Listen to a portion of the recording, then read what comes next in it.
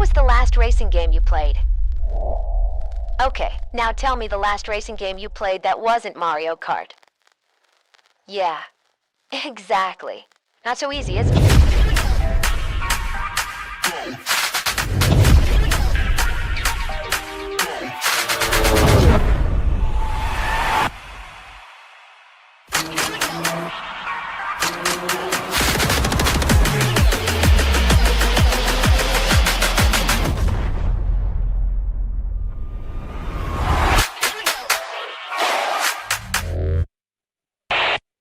Racing games used to be everywhere. In the 90s and early 2000s, they were a staple of gaming.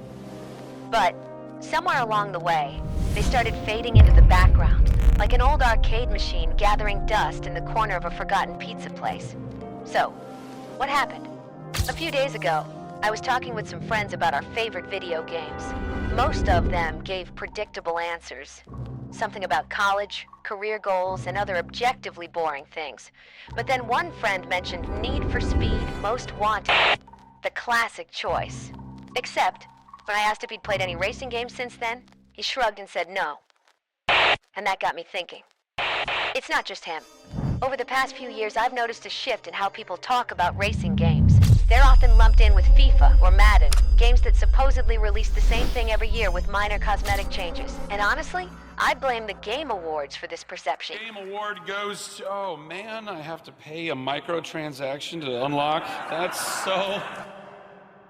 By stuffing every racing game into the same category as sports games, they make it seem like racing is just another repetitive franchise treadmill. This is how you end up with Need for Speed Unbound competing against FIFA for the same award. Makes total sense, right? But while I can agree that some racing games feel repetitive like Forza Motorsport, Gran Turismo, and basically every sim racer ever made, that's not the whole story. The real question is, why do so many people who aren't even car enthusiasts love driving in games like GTA, but completely ignore racing games? Well, I have a few theories.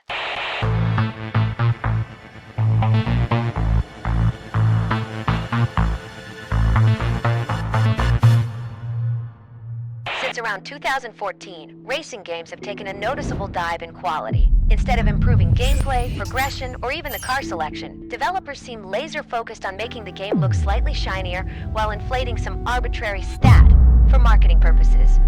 Take Forza Motorsport 8, for example. It launched in a disastrous state.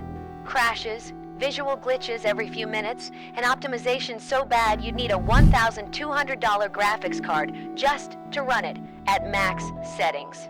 And if that wasn't enough, the single-player campaign was so stripped down that you couldn't even drive the cover car. Oh, and they removed hundreds of cars while adding a weird XP system that nobody asked for.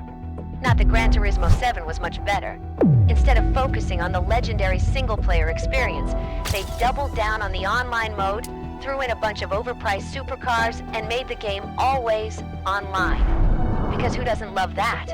Even Need for Speed Unbound, which was at least decent, was still a 6 out of 10 at best. It improved on heat in some ways, but somehow made drifting feel like you're wrestling a shopping cart. And the cops? They're a joke. They all die in one hit, take forever to show up, and act more like annoying speed bumps than actual threats. Compare that to Heat, where getting chased at max heat level was a death sentence. And that's basically it. No other major racing games have come out in the past 5 years that are even worth mentioning. The crew abandoned its gritty vibe to become yet another festival racer. Project Cars tried to go mainstream, and immediately crashed and burned.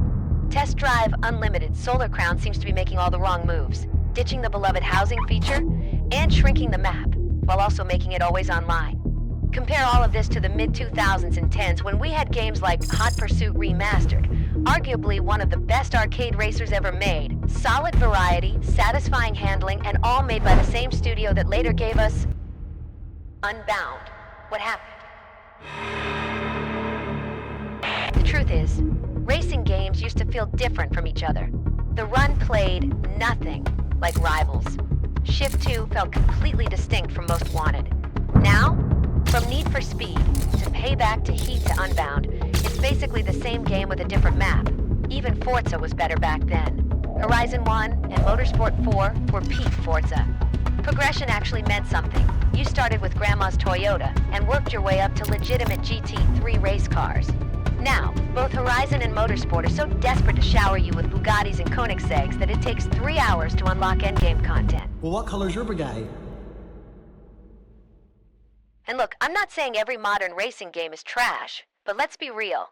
They have gotten worse.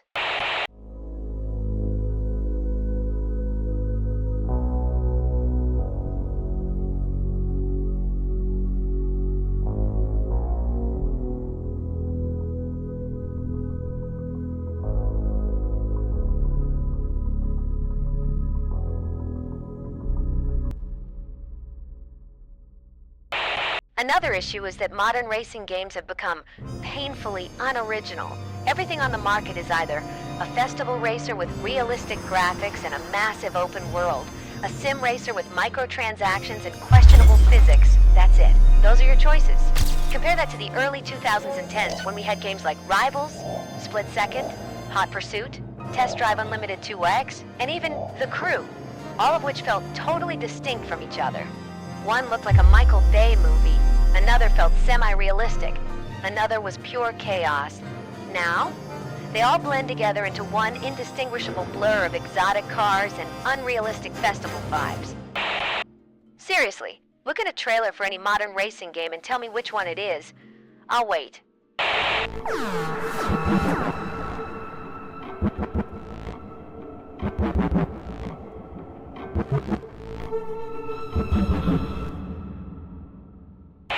Here's the harsh truth. For most people, cars are just transportation. If you're not a car enthusiast, you're probably not excited about yet another game with ultra-realistic physics and a massive map based in some tropical location. It's just meh. And the problem is, modern racing games are doing nothing to appeal to casual players. Meanwhile, shooters and platformers somehow do manage to capture non-enthusiasts. I don't own a single gun, yet I play FPS games. I'm not a parkour expert, yet I enjoy 3D platformers. But with racing games, they've boxed themselves into such a niche that unless you're already a car guy, there's no real reason to care. Even Need for Speed, once the ultimate arcade racing franchise, has spent the last decade focusing on car customization and underground culture rather than actual racing. And if you check SteamDB, hardly anyone is even playing racing games anymore, except for Forza Horizon 5. So what's the answer? Honestly, all of the above. Racing games have declined in quality, but at the same time, the entire industry has changed. Microtransactions, live services, and always online features have crept into every genre. Racing games just happen to get hit particularly hard. But that still doesn't explain one thing. Why does GTA 5, a shooter, put so much emphasis on cars? Well, I think it's simple. If you play a racing game, people assume you're a car nerd. But if you just like driving around in GTA, nobody bats an eye. It's all just stereotypes. The same way people still think gaming laptops are garbage. So yeah, if you enjoyed this, subscribe. See you next time.